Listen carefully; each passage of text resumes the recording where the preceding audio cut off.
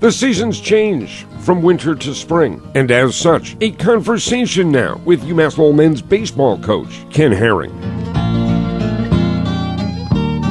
Playing baseball in New England, playing baseball in the Northeast, but especially in New England, cannot be easy. It isn't, but again, like I've always said, we're all in the same boat. If you let the weather dictate how you feel, you're going to drive yourself crazy. Only can control what you can control, and the weather is one of those things that's just completely out of our hands. But, you just have to be a little bit more creative, and to be confined in a gym for a month, and when we get out onto that field, we're pretty excited to be out there, and we appreciate the time that we do get outside. Does it make it tougher to compete on a national level? Initially, when we go down south and we're playing teams that have got 15, 20 games under their belt, yes, but I want to see how we match up talent-wise with those teams, and I've always gone down there and believed that we can compete with anybody if put on a level playing field. If we had the same start time in terms of games starting February 1 like these guys do, if we had the same 20 games under our belt, I think it would be a different story a lot of the times, because we're just taking our first ground balls on dirt at that time that we're playing those teams. But we've always competed hard against those guys. We've been in every game, and I think at the end, when we eventually reach our goals and get to a regional, hopefully get to a World Series when we're facing those teams again, we know in our minds that we can compete with them. How good a baseball team can this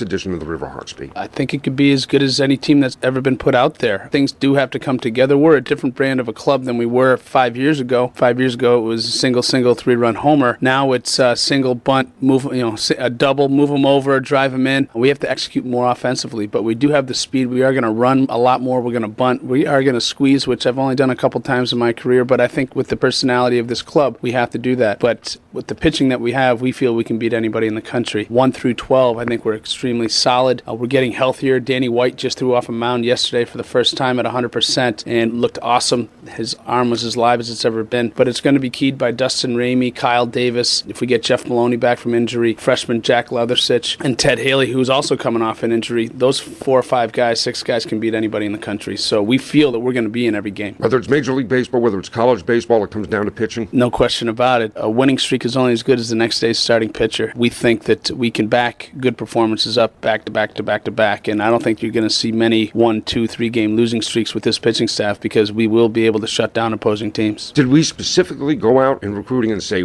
priority 1 is building a pitching staff? Obviously, I think every year that you recruit, you want to bring in 1 or 2 really good pitchers, but we needed to deepen our staff. We've always been 6 or 7 deep. I think now that we're 8 to 10, 12 deep, it makes us better, especially when we get in towards the later part of the spring, when we get a lot of rainouts that have to be made up, where you're going to trust your 5 or 6 guy a little bit more now. But yeah, we've always, pitching, especially in a pitcher's park like that is Lalatcher Park, I think it's extremely important. But we've also recruited speed and athleticism. I think you need to be able to run and bunt with a wood bat. A few years ago it was single, 3-run homer. Now it's going to manufacture some runs. Is that about the change from the aluminum bat to the wooden bat, or is that about changes in personnel? It's about a change from the aluminum to the wood, but it's also the park that we play the majority of our games in. We're playing in a bigger park. If we played at a park like Franklin Pierce, which is a lot smaller than ours, or an Assumption, which is a lot smaller than ours, you might recruit a little bit differently. At Assumption, I just load up with big left-handed hitters because that right field fence is pretty short. But I think you recruit for your park and how you're going to win the most games. And a couple things you can't teach. You can't teach throwing 90 miles an hour, and you can't teach running a 6.7 60. You can't teach speed, and you can't teach size, and you can't teach velocity on a fastball for the most part. And those things, if you're in a slump offensively, the best thing you can do with speed is lay down a bunt and you get a base hit and you feel like you're getting right back on track again. You got the starting pitching you're looking for. Do you have the end of the ballgame, 7th, 8th, and 9th inning guys? Well, with Danny White getting healthy, what that does, if we can pop him eventually, he's going to be in the beginning he's going to be in the bullpen, but eventually he's going to get back into our rotation. But what that does is when he comes back into our rotation, it pops a really good pitcher back into our bullpen. We feel that we've got a few really good young arms with great mentalities that can close out ball games for us. It might be Danny White right when we go to Florida. That might be Danny White closing out ball games because his velocity is up, his movement's up, and his confidence is sky high right now. With pitching, there's defense. The question of, can we field the baseball? Can we help our pitchers out? I think our infield defense is very good. Our outfield, we've got tremendous speed, good arms in 2 of the positions, an average arm and another one. But our infield, we're extremely athletic, and we've got a lot of interchangeable parts. And I think it might take a few games to figure out where everybody's going to end up. But you got guys like, JT Leary's a transfer from Northern Essex Briggs played shortstop for them last year, made 2 errors all spring. Got a kid, Pat Devlin, a freshman out of Tewksbury, who's going to play some third and some second. Timmy Keene made 1 error at third base for us last year. We're going to kind of bring him along slowly because he's coming off a torn labrum in his shoulder, and we want to make sure that we have him for the whole year and not just 5 games where he's diving for a ground ball. So we're going to bring him along as we see fit. And at first base, Taylor Von Kriegenberg never played first until last year and made himself into a tremendous first baseman. Picks the ball in the dirt as good as anybody I've seen. And then behind the plate, we've got 3 very good catchers, led by Graham Clausey, our senior, and our captain is a tremendous defensive catcher. Jared Notargiacomo is really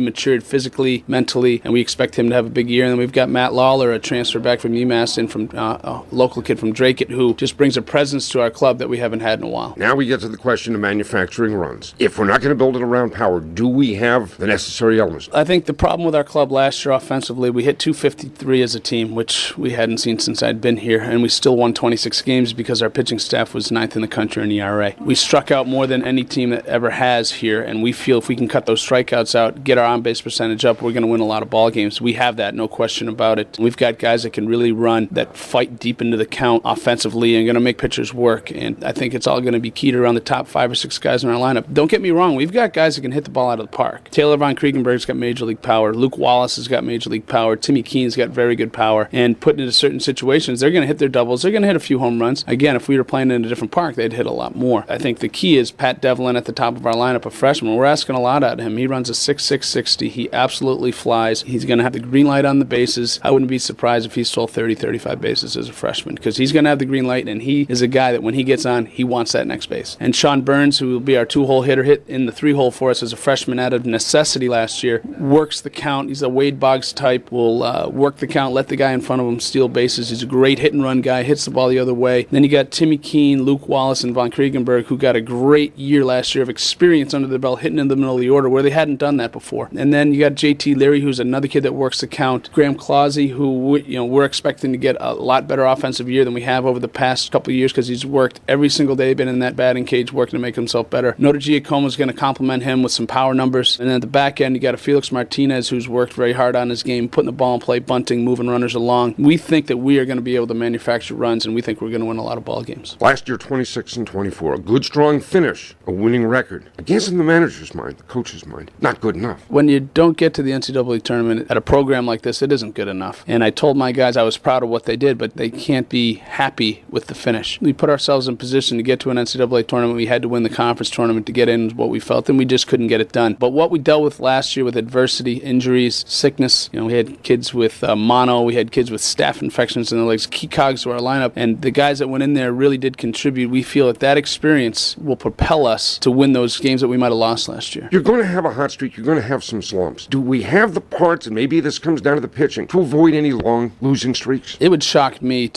we had a losing streak last year right off the bat. I think we were 0-7. That would completely shock me if that happened this year. Is it possible? Yeah, sure. Anything's possible. The game of baseball is a funny game, but we have the pitching. We have, I think, dominant starting pitching. That's going to make it awful hard on our opponents to score runs, and that'll take, I think, some of the heat off our offense that, hey, we score our runs, we're going to win baseball games. And it works vice versa. Our pitchers need to have that confidence in our offense that they're going to score runs and they don't need to win every game 2-1, 1-0. I think we won 4 games last year, 1-0. So it works two ways, but we will be in every single game, and it's a matter of us executing offensively to win baseball games. How much of this is about mindset, about mental toughness, about believing you're going to win rather than believing that something's going to go wrong in the 8th inning? Baseball is that mental game, and we feel, again, with the experience that we had last year, we won a lot of games late last year. That's the one really good thing we took out. We won 3 or 4 games where we left our opponents in the field, and we believe that we have 3 outs left, we have a chance, and we feel that we're never out of a ball game. We're one rally away from winning a baseball game. How tough is this conference, Northeast 10 Conference? I think it's as good a conference as there is in the country. I think 1 through, anybody can beat anybody. It's been proven every single year. You look last year, Franklin Pierce had a period in the middle of their season where they struggled and got beat by some teams that they haven't been beat by in a while, as did we. AIC comes up and beats us. But again, it comes down to that. If you go out and treat every single game as as a one-game season. You're going to harden mentally, you're going to get tougher, and you're going to be prepared for the postseason. I think that's why we've had